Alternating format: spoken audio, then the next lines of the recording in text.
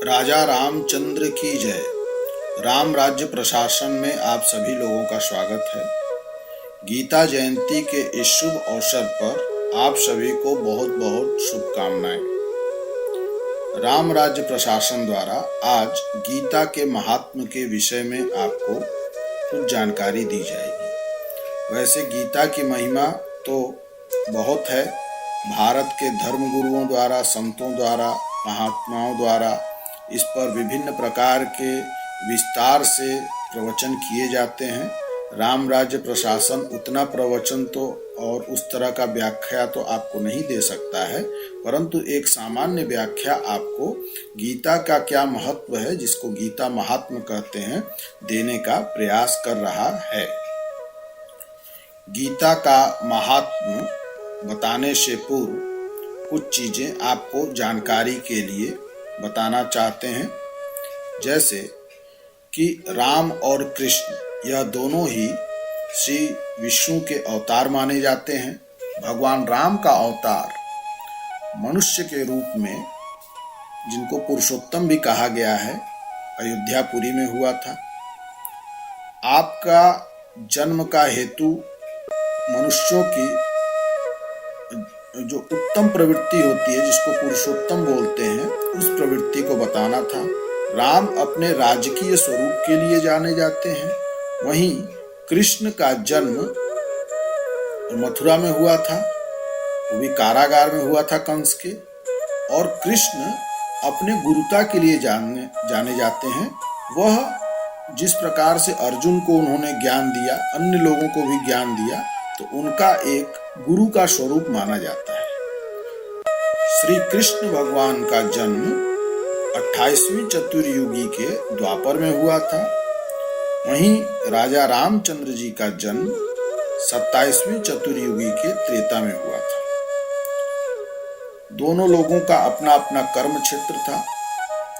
अब हम श्रीमद् भागवत गीता के विषय में जानकारी देंगे कि उसका क्या महात्म्य है। कृष्ण भगवान ने यह ज्ञान अर्जुन को तब दिया जब महाभारत के युद्ध में कृष्ण भगवान ने अर्जुन को यह ज्ञान तब दिया जब अर्जुन बीच युद्ध में इस द्वंद्व में फंस गए कि हमें अपने ही सगे संबंधियों के साथ युद्ध करना चाहिए कि नहीं करना चाहिए। तो कृष्ण भगवान उनको धर्म का उपदेश देते हुए और इस दुविधा से निकालते हैं, और अंत में अर्जुन के द्वारा युद्ध किया जाता है और फिर वो युद्ध में विजयी भी होते हैं। श्रीमद् भागवत गीता कुल 18 अध्यायों में विभक्त है और उसमें कुल मिलाकर लगभग 700 श्लोक हैं। ऐसी मान्यता है कि कृष्ण भगवान ने उस समय जो श्लोक कहे थे, वही श्लोक जो है वर्तमान में हमको मिलते हैं। कुछ विद्वान इस पर एक मत नहीं भी हैं, जिनकी मान्यता है कि बाद में भी कुछ श्लोक जोड़े गए। परंतु जो भी हो, गीता अपने आप में एक अद्भुत शास्त्र है और आज ही के दिन गीता का उपदेश कृष्ण भगवान जी के द्वारा अर्जुन को दिया गया था, जो मनुष्य मात्र को मार्गदर्शन करने के लिए बहुत ही उपयोगी है। सभी लोगों को इस सनातन शास्त्र में दिए गए सत्य वचनों को जानना और सुनना चाहिए। श्रीमद् भागवत गीता के महात्म्य के विषय में श्री स्कंद पुराण में दिया गया है। श्लोक इस प्रकार हैं: न बंधोस्ति न मोक्षोस्ति ब्रह्मवास्ति निरामयम् नैकमस्ति न च द्वित्वम् सच्चित्कारम् विजृम्भते। गीतासारमिदं शास्त्रं सर्वशास्त्र सुनिश्चितं यत्र स्थितं ब्रह्म ज्ञानं वेदशास्त्र सुनिश्चितम्। इदं शास्त्रं मया प्रोक्तं गुह्य वेदार्थ दर्पणं यः पठेत प्रयतो भूत्वा स गच्छेत् विष्णु शाश्वतम्। अर्थात श्री भगवान ने कहा, न बंधन है न मोक्ष है, केवल निरामय ब्रह्म ही सर्वत्र विराजमान है। न अद्वैत है न द्वैत है, केवल सच्चिदानंद ही सब ओर परिपूर्ण हो रहा है।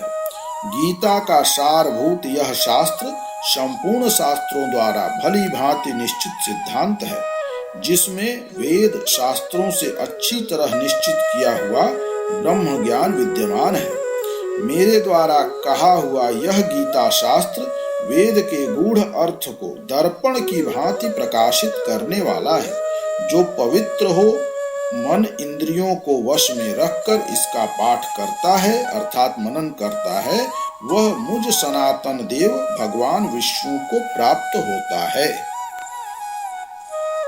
एतत् पुण्यम पापहरम धन्यम दुख प्रणाशनम पठताम श्रुणवताम वापि विष्णोर्महात्म्यमुत्तमम्।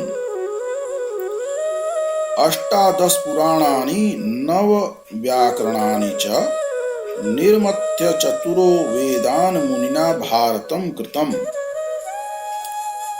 भारतोदधि निर्मथ्य गीता निर्मथितस्य च सारमुदधृत्य कृष्णेन अर्जुनस्य मुखे धृतम्। मल निर्मोचनम पुष्णाम गंगा स्नानम दिने दिने सुकृत गीतांबसी स्नानम संसार मल नाशनम। गीता नाम सहस्रेण स्वराजो विनिर्मितः यस्य कुक्षो च वर्तते सोऽपि नारायणः स्मृतः। अर्थात भगवान विष्णु का यह उत्तम महात्म अर्थात गीता शास्त्र पढ़ने और सुनने वालों को के पुण्य को बढ़ाने वाला, पाप नाशक, धन्यवाद के योग्य और समस्त दुखों को दूर करने वाला है। मुनिवर व्यास ने 18 पुराण, 9 व्याकरण और 4 वेदों का मंथन करके महाभारत की रचना की। फिर महाभारत रूपी समुद्र का मंथन करने से प्रकट हुई गीता का भी मंथन करके उपयुक्त गीता सार के रूप में उसके अर्थ का सार निकालकर उसे भगवान कृष्ण ने अर्जुन के मुख में डाल दिया। गंगा में प्रतिदिन स्नान करने से मनुष्यों का मैल दूर होता है, परंतु गीता रूपिणी गंगा में के जल में एक ही बार स्नान करने से संपूर्ण संसार मल को नष्ट करने वाला है। गीता के सहस्त्र नामों द्वारा जो स्तवराज निर्मित हुआ है, वह जिसकी कुक्षी अर्थात हृदय में वर्तमान हो, अर्थात जो उसका मन ही मन स्मरण करता हो, वह भी साक्षात नारायण का स्वरूप कहा गया है। सर्व वेदमयी गीता, सर्व धर्ममयो मनु, सर्व तीर्थमयी गंगा, सर्व देवमयो हरि। पादस्याप्यार्धपादं वा श्लोकं श्लोकार्थमेव वा नित्यं धारयते यस्तु सः मोक्षमधिगच्छति। कृष्ण वृक्ष समुद्भूता गीतामृत हरित की, मानुषो किं न खाद्येत कलौ मल विरेचनी। गंगा गीता तथा भिक्षु कपिलाश्वत्थ सेवनम वासरम पद्मनाभस्य पावनम किम कलौ युगे। गीता सुगीता कर्तव्या किमन्ये शास्त्र विस्तरे, या स्वयं पद्मनाभस्य मुख पद्माद्विनिसृता। आपदं नरकं घोरं गीताध्यायी न पश्यति। अर्थात गीता संपूर्ण वेदमयी है, मनु स्मृति सर्वधर्ममयी है, गंगा सर्व तीर्थमयी है तथा भगवान विष्णु सर्वदेवमय है। जो गीता का पूरा एक श्लोक, आधा श्लोक, एक चरण अथवा आधा चरण भी प्रतिदिन धारण करता है, वह अंत में मोक्ष प्राप्त कर लेता है।